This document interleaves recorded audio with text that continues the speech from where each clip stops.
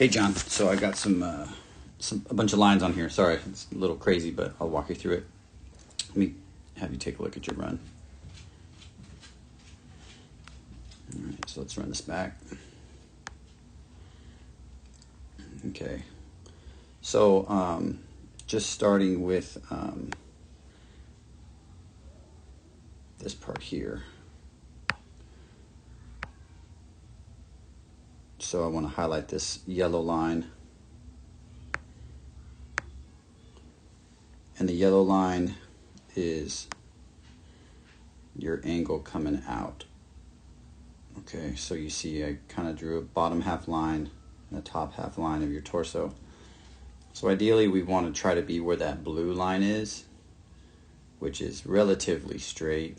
Okay, so kind of highlighting this shows me that if I look at hips,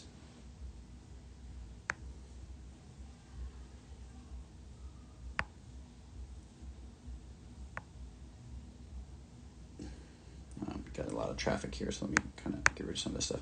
If I look at your hips aren't quite coming through, right? And your upper body can kind of raise up a little bit more.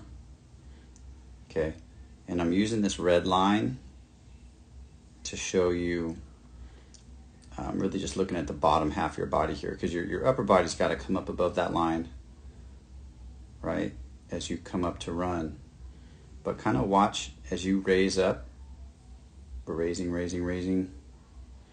And then when you go to launch, you're launching up, okay? So you're kind of moving up as you launch, right? So your angle is pushing you out and up. And what I'd rather see you do with your hips here is get set, get high with the hips, and then swing the hips along this green arrow, okay? So you should come from high to low here with your hips. Your hips should be set up high, and then you swing your hips forward kind of like at a downward angle, and that helps you get your spine aligned with your leg. Okay, so if you watch how you're doing it, you're kind of pushing like up through above that red line, and it doesn't allow you to push your hips through that green path arrow. Okay, so we're leaving a little bit of thrust out of that first step, because the angles of your hips when you push should actually drop a little bit, and that helps you push the hips through to the front, and then that also helps you get your back a little bit more vertical. Now, more vertical, you can see how bent you are, right? So then the white lines as we move on to steps are your step length. Okay, your frequency is great. Okay, but you're staying in this, you're stepping down behind the hips. That's great. Okay, we're a bit, as we move into this next frame, I'll stop there. So you're still pretty hunched over at this point. So your posture is a little bit too bent, which leaves your hips behind you a little bit more. So your angle up top here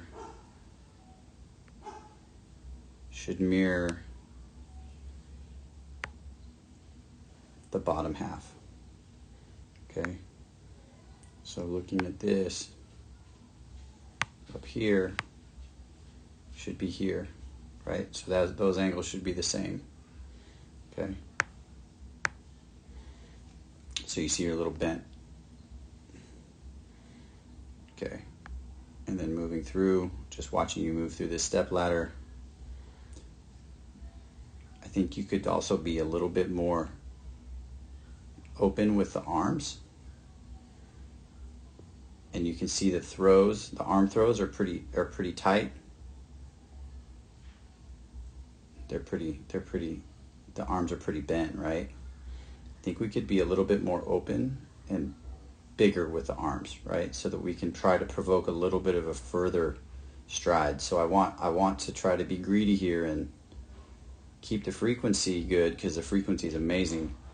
But if we could thrust more with the arms by opening them up and letting them swing more dynamically, I think it's going to open up your stride just a little bit. It might slow our frequency down a tad, but you have a little bit of frequency you can spare. You're turning over real quick. I think if we could, maybe sacrifice a little of the frequency for a little bit of length, I think we'll find a real good sweet spot there. And I think you get there by swinging those hips through on the first step.